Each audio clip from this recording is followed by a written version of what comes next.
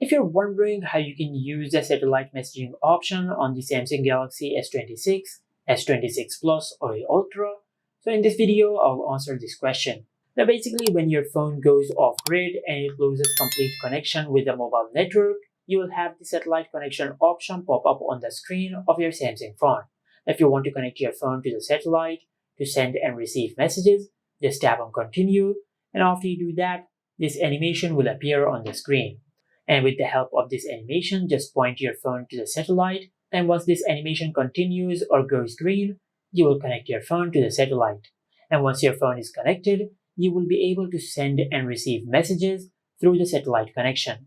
Now, while the Samsung Galaxy S26 lineup supports this feature, but this feature is not supported in every region.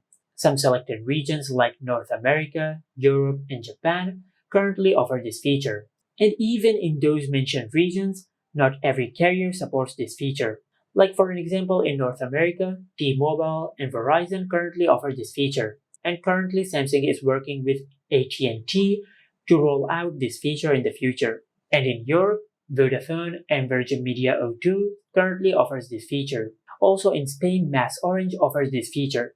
And in Japan, KDDI, SoftBank, NTT Docomo, and Rakuten Mobile currently offer this feature. And this is how you can use the satellite messaging option on the Galaxy S26, S26 Plus, or the S26 Ultra. Make sure to like, comment, and subscribe. Thank you for watching.